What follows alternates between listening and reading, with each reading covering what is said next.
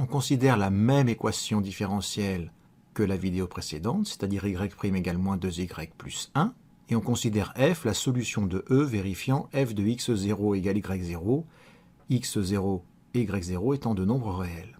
On prendra, dans cet exercice, x0 y0 égale au couple 0, 3.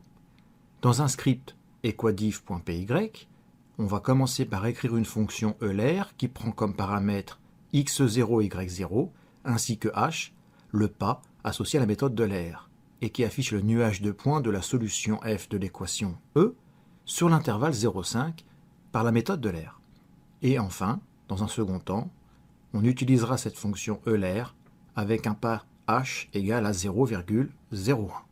Le tout avec notre tnspire cx2 tcas.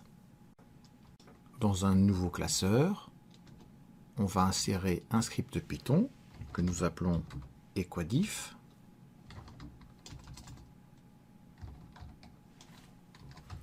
Puis, on va commencer par importer la bibliothèque tplotlib en appuyant sur Menu, tplotlib et choisir Importer la bibliothèque tplotlib.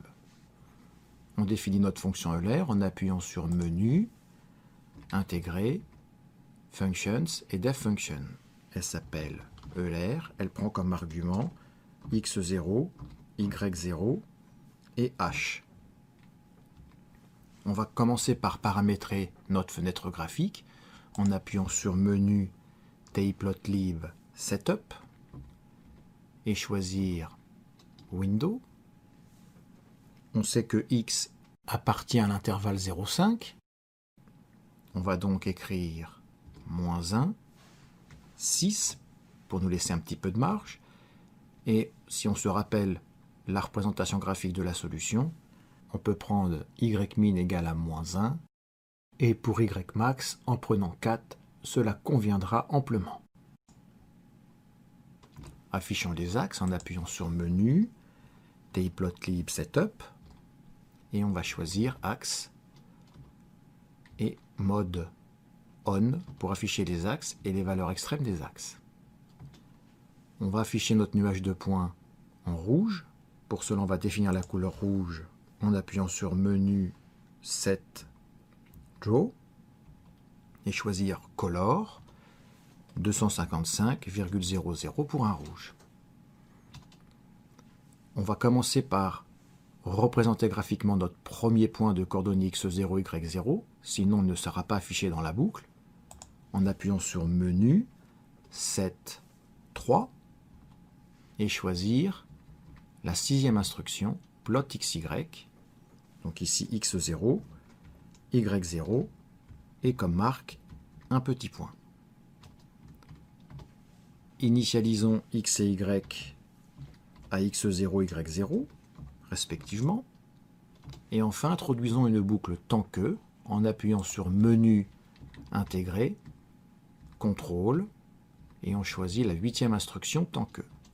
Tant que x est inférieur ou égal est situé sous la touche CTRL, on appuie donc sur CTRL égal, on choisit inférieur ou égal à 5, puisqu'on souhaite afficher une représentation graphique avec des abscisses compris entre 0 et 5.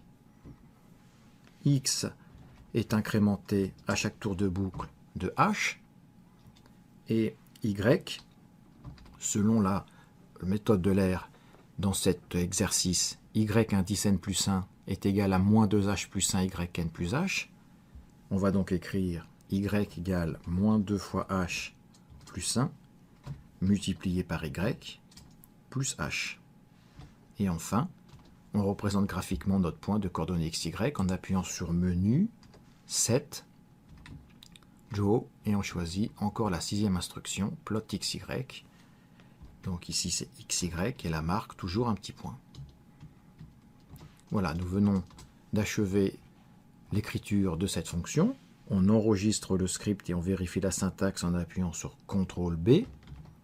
Et on exécute le script en appuyant sur CTRL R et on arrive dans le shell.